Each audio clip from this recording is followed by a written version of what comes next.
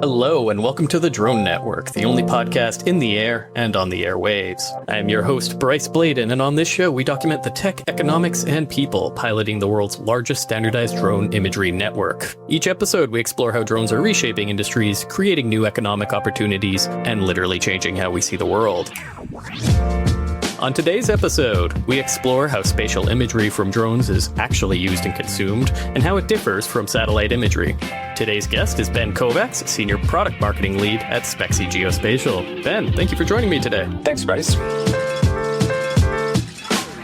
All right, Ben, just to kick us off, why don't you tell me a little bit about your background and how you ended up at Spexi? Sure. So I've spent the beginning of my career actually working within space technology and really starting as the industry was starting to focus on developing for different commercial segments. The space industry, generally speaking, has had quite a government and institutional history. And at the time I joined, there were a number of really key technological developments that actually allowed it to be much more commercial friendly. I came in at a really interesting time. Through that experience, started to understand where a number of different commercial applications were being developed for customers on Earth using space data. And through that transition, started to see a number of things change within the landscape of aerial imagery specific to drone. And when I learned it at Spexi, it really changed my perspective on what could be possible with aerial-based technology and how it could operate actually in a very similar way to what I had seen and experienced with space-based technology. And it was just a really exciting time to join a drone technology company, and here we are today. Absolutely. So Skywatch, one of your former employers, started by commercializing space technology. What was it like working with something as relatively abstract as satellite data access? And how has that shaped about these emerging tech categories we've sort of brought up, whether that's drones or satellites or anything in between? I think abstract is a really good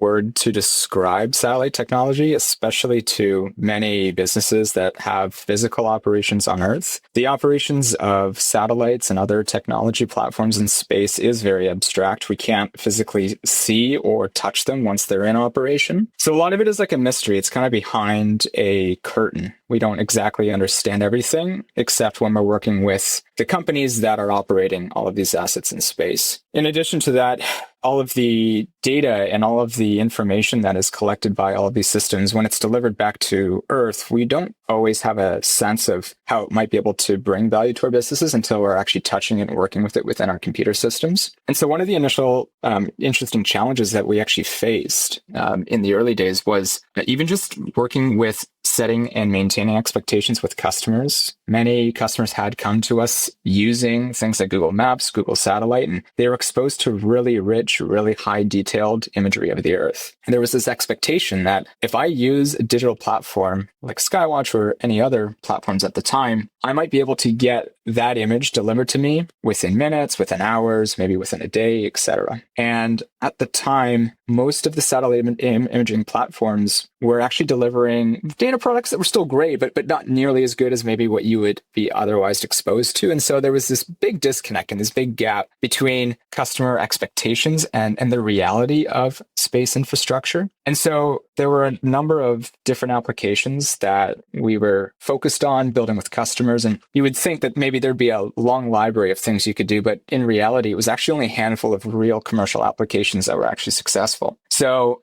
big expectations management and certainly a lot of good lessons learned there in terms of ensuring you can work with customers to get what they need, but also delivering on promises that you can hold up. There is an interesting through line between that abstractness you mentioned and even just space data and drone data. Both are capturing the Earth from above, just at very different altitudes and in very different economic scenarios. Do you see these worlds converging at all? You mentioned how there was an expectation from customers around certain data and how they had gotten it before. I'd be curious if that informed their expectations, whether it's around satellite imagery or drone imagery, or where there's any overlap between those two. Mm-hmm. Yeah, the worlds are definitely converging. I mean, satellite technology has certainly continued to improve in a commercial sense, just as drone technology has continued to improve. But beyond just the technological improvements, there's been a number of operational changes too that have actually enabled a bit of a different commercial landscape and different business models that are evolving. Where I certainly see them converging is in relation to how customers today and moving forward will have more opportunities to benefit from the flexibility, like the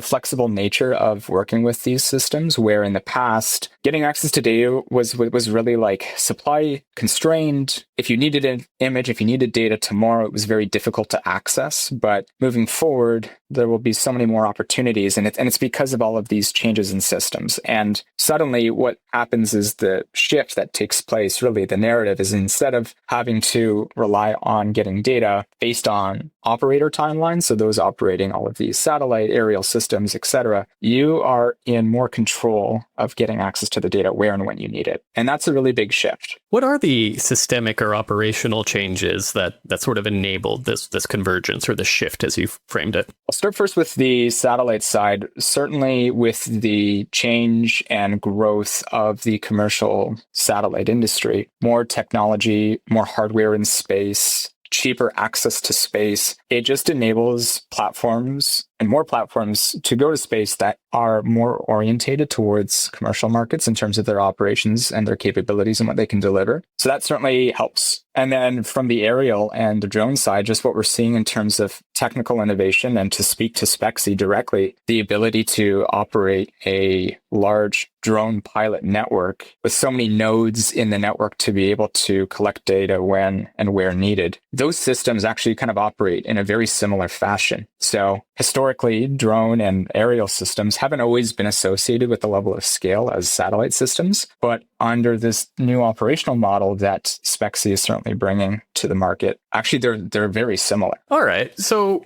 help me understand the different types of data out there. There's a lot of spatial data for mapping the real world. There's satellite, there's LiDAR, there's street level, there's drones, there's biplanes. What does drone data do differently? And let's be candid, what does it do better? And maybe even what does it do worse? That's what I'm almost most interested in. Mm-hmm. So certainly drone will provide a level of detail that is fairly unmatched as it relates to other platforms. And this is just truly due to its altitude that it's able to operate at. So in many cases, we're talking about an operating ceiling kind of between 40 to 80 meters in elevation above the ground, compared to, say, hundreds of kilometers away when we're talking about satellites or planes, right, where we're talking about thousands of feet. So you're much closer to your subject, you get better image resolution, and that just means that you're going to get access to better data, which is great for customers. Historically, one of the challenges of this has just been the fact that a drone can only collect imagery and data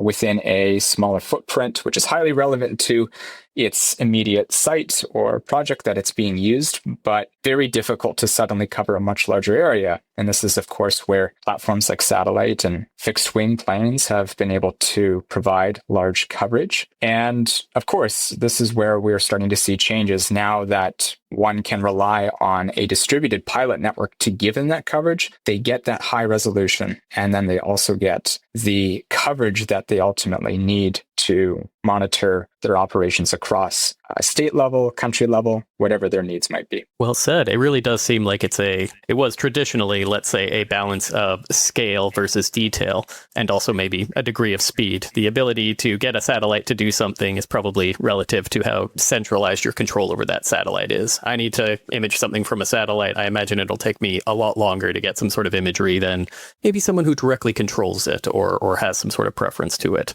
And that comes with caveats. But I know a lot less about satellites than you do, so I'm going to stop talking about them. But what I do want you to do is to sort of explain these data products to me without getting too deep in the weeds. Like the number one thing I've found with drone data is explaining the concept of data freshness. And that is something that when I try to explain it to my mom, I see her eyes glazing over. How do you explain this stuff? How do you even arguably sell this stuff without getting too deep in the weeds? Certainly when it comes to imagery itself and what customers and consumers might think of imagery today, and to use the Google Maps or Google Satellite View example, being able to see imagery as is, like we would see the world with the naked eye, that's certainly the default or like de facto image product that is certainly created by many of these systems, compared to, say, other systems like LiDAR, which of course uses light detection and ranging technology, so you can do different layers of measurements, etc. I mean, each of these systems are going to operate and function slightly differently in terms of when and where and how the data is collected. And so when we talk about things like data freshness or when an image is collected, like we're really just talking about when and where and how frequent the data might be collected. And we know that the world is always changing. And many of these systems are just designed to capture, collect, and record that change in a way that can be used for decision making by teams and by digital systems at a later point in time. So the freshness piece, what is certainly important there is to customers who need to record that change, if change is happening frequently in a particular location, having access to systems that can capture that change on a regular cadence, on a regular cadence that is relevant to their operations is incredibly important so that that change can be measured and monitored, and they can then use that information to make better decisions within their business. I've always thought about it in terms of how maps have evolved. We originally just had one horizon, then we had latitude and longitude. Then at a certain point, we started to see, well, first of all, we mapped the entire world, and that's incredible.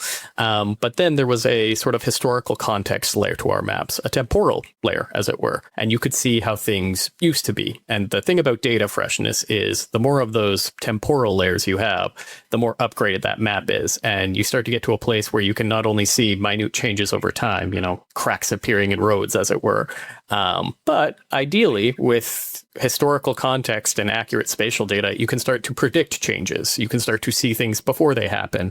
And that's one of the catch-22s of good spatial data is once you have a bit, you start to realize the best version would have been starting this 18 months ago or 18 years ago, ideally. And let's maybe even talk about that for a second. What does good spatial data look like? Like, what makes this imagery valuable versus worthless? That's certainly an interesting question because historically within imaging as an industry, old or stale imagery that might have been collected months or years ago, in some cases may not be valuable to some customers, but in many cases it could be very valuable to others. And it really depends on the application at hand. And so I think this question gets answered based on whatever the needs are for the customers, and those needs are quite diverse. And being able to provide flexible options for customers to meet a variety of needs, I believe, is the way in which all of these imaging platforms can continue to remain relevant. So whether they have a large library of historical data to use or their operating capabilities are able to provide frequent updated data for what customers need, those will give them the opportunities to continue to support all of these particular applications and use cases that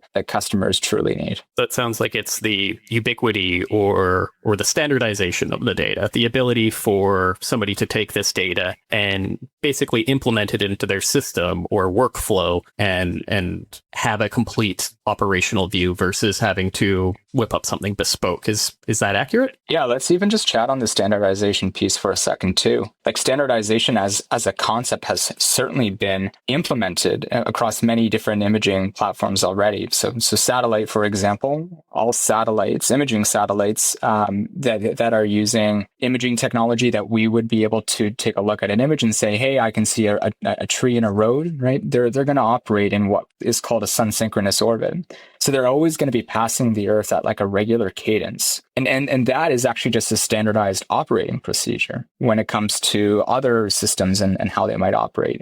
They have their own operating playbook, you could call it. And the ability to standardize data for each of these platforms has been important for ensuring consistent operations. When we think about drone imaging and what standardization looks like for drone imaging, like the next step and the next level for this is being able to standardize what has otherwise been like a very challenging imaging system to standardize because of all the different variations and variables. And so in order to provide not just fresh data, but also usable data that can be used for digital systems in an automated fashion, or it can be used to take a look at historical data and do good time series, change detection comparisons, etc. Standardization is a huge, important part of that. I had Dylan Gorman on recently, and one thing he brought up is probably one of the biggest mistakes drone pilots make is when they sell their drone services, they bill themselves as drone operators versus positioning themselves as a solution through the use of their drone that they are engineering for the client. So to put this another way, instead of selling yourself as a drone operator to a real estate agency say you sell yourself as a real estate photographer who happens to use drones to do it efficiently or in a way that would matter to that agency. What I'm building up to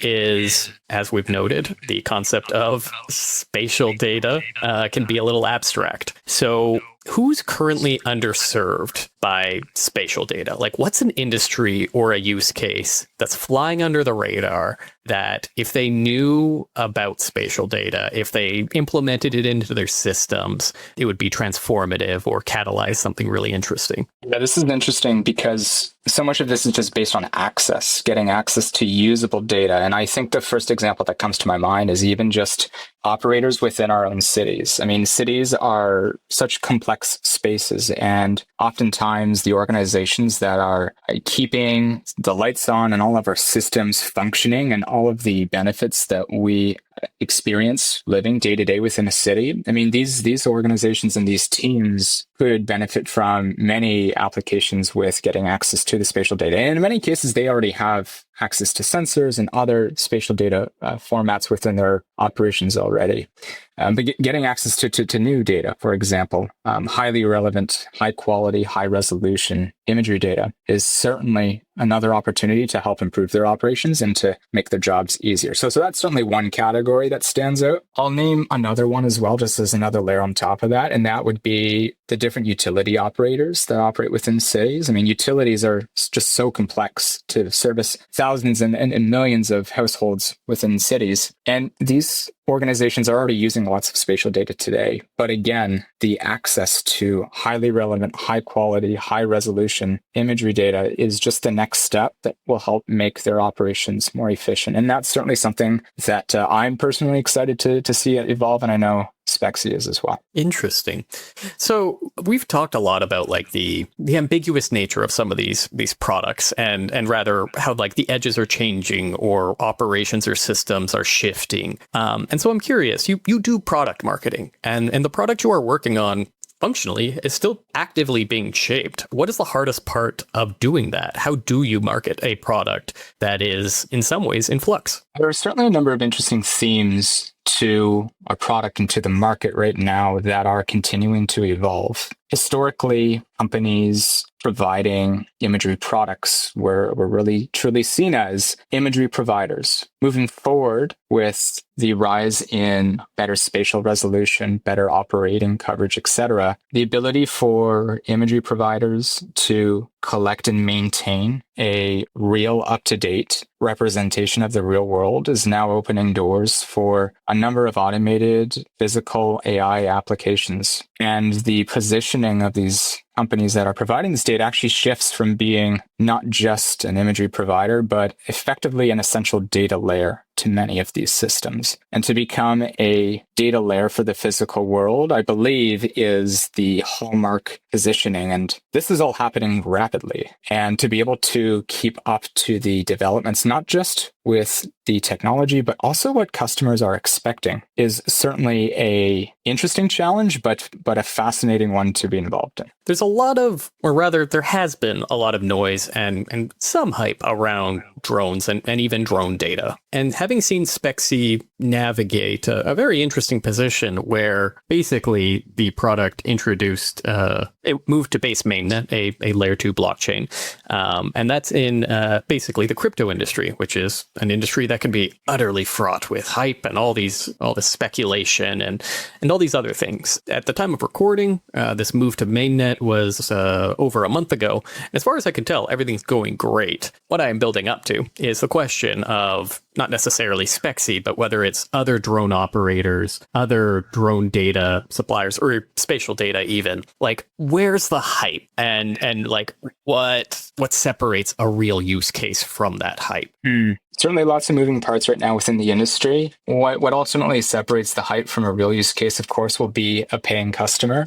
And that is such an anchoring theme. And I believe we will see many prototypes and many pilots for many emerging use cases continue to develop at a really rapid pace. And I believe many of them actually have legs for commercialization, and it might just take a little bit longer for those to come to fruition. But if someone was to look and to try to detect hype from a real use case, definitely look to see which customers are involved and look for really clear problem statements and really clear solution statements and just see if those line up. And I think what we'll see is a number of rapid developments of new use cases that will come up, and they'll meet that requirement, and it'll be really interesting to see them evolve. Paying customers is a real good answer. I think that's also part of why what I talked about with Spexi's move to mainnet actually worked, is it functionally improved the payment experience for pilots versus just being a move to blockchain for X, Y, or Z for venture capital reasons even. Whereas real customers, and in this case, real suppliers too, are real good canaries in the coal mine, as it were. I want to talk about what's coming up, whether it's within the Spexi product space or within the drone industry as a whole. What's on the horizon that's got you excited, whether it's a product feature or whether it's something in the drone industry as a whole? Like, is there anything coming up that you are pumped about that you think will be transformative or interesting? Yes, certainly levels and layers of automation as it relates to using these systems. Today, to request really high quality aerial data, in many cases, it is quite a manual process, and there is certainly some automation that's being introduced. But I'm really excited for a scenario where this drone network can be tasked not just by humans, but by other digital systems. And this is a term referred to as parametric tasking or parametric ordering. And you can imagine a world where sensors embedded in the real physical environment, when certain thresholds are reached. For example, if a river stream discharge sensor reaches a certain level for flow rate, it might indicate that a flood might be coming. And so when that sensor reaches that level, if it has connection to the internet, it can send a tasking request to an imaging network to preemptively prepare that network to collect imagery where and when it's relevant, either before, during, or after a flood event. And the ability to have a system request data parametrically rather than a human in the loop might be the difference between being able to take action for emergency response or other timely, critical related applications. And that is something I'm really excited to see roll out. And it's not far away from where we are today. Interesting. That's very interesting. It does feel like geospatial has been about to take off for years. So with someone with as much experience as you, like, what does feel different about this space right now than 3, 4, 5 years ago? Like, how have things changed? The feeling of change feels like this geospatial technology is becoming more and more critical to real world operations. Not to say it wasn't before, it always has been. Geospatial has always been relevant. But just the level of criticality and the integrations and the interconnectedness between real world operations and the technology, I think has just continued to increase. And as more systems are continuing to operate in a more like remote first basis, our reliance on this technology has just continued to increase. So that's, to me, I think what really just stands out the most. And I think we're seeing that in the conversations we're having with customers on a day-to-day basis. And from those that are excited about finding ways to truly integrate and rely on this technology on a day-to-day basis. Excellent. All right, 2 more questions for you, Ben. First one, who in this space, in the industry as a whole, do you think is doing a good job of communicating the value of spatial data? This could be you, this could be Spexi, this can be XYZ, but I'm curious because it's probably one of the biggest open questions I've had since diving into this space myself. That is a good question. Generally speaking, I would say any organization that's able to visually represent their data products in action, I think is definitely doing the right thing to communicate the value. And I think this is something we certainly strive to do at Spexi. There are certainly some other organizations, I would actually say, in the utility space. So like utility innovations specific to electrical utilities, power lines, and vegetation interference that have done some fantastic work to provide highly relevant product demos to really showcase and communicate the value of their technology. And I would certainly advise people that are looking for inspiration to actually look to that industry for a few of those organizations. All right, good answer. Did not expect it to be quite so nuanced or interesting. I was going to say Niantic Spatial if you didn't have anything. They have a video I send people when I try to explain what spatial data can do, which I think really backs up your point of as long as you can show the product somehow, remove the abstraction as it were, I do think you're miles ahead of most of the competition. But this brings me to my last and arguably most important question, Ben. Do you have 2 minutes to join me for our hit segment, Drone or Don't? Absolutely. Let's do it. Fantastic. So how this works is pretty simple. I give you 3 quote-unquote drone facts. You tell me which 2 are true and which one is false. Or if you want to play it real fast, just tell me the lie. So, you ready? Yeah, let's do it. All right. Drone fact number 1. In 2023, a drone operated by the Kenyan Red Cross completed over 1,000 blood delivery missions to remote clinics, cutting average delivery time from several hours by road to under 40 minutes by air. Drone fact number 2. The FAA now processes more drone registrations annually than manned aircraft registrations, a milestone first crossed in 2017 and one that has widened every year since. Drone fact number 3. DJI holds more drone-related patents than any other company in the world, including Boeing, Lockheed Martin, and Northrop Grumman combined. Which 2 are true, and which one is the lie? I believe the first 2 are true, and the third is a lie. That is impressive. You are correct. So, the combined claim, I think, is what gives this one away. Those companies hold enormous patent portfolios, and DJI's patents are numerous, but my God, Boeing and Lockheed Martin alone have real competition in that regard. Ben, that was really good. I put a lot of spins on all of these facts. I've had Graham do this a few times, and he always blows it out of the water, so I tried to turn it up to 10, and you crushed it. Thanks. Absolutely. And thank you, Ben. I really appreciate your time and for joining me on this show. Is there anything you'd like to direct people towards at the end of this call? Yeah, absolutely. I mean, check out Spexi, take a look at what Spexi's doing, and of course, Lair Drone as well. Continue to stay involved in ongoing innovation within the space. It's an exciting time. All right. Thank you again, Ben, and thank you all for listening. Thanks for being a part of the Drone Network. Subscribe wherever fine podcasts are served to get a new episode every week. And remember to leave us a 5-star review on your podcast app of choice. It helps a lot. Today's show was sponsored by Spexi Geospatial and Lair Drone. Learn more about standardized drone imagery built for global scale at spexi.com. That's SPEXI.com and lairdrone.org. Thanks again for listening.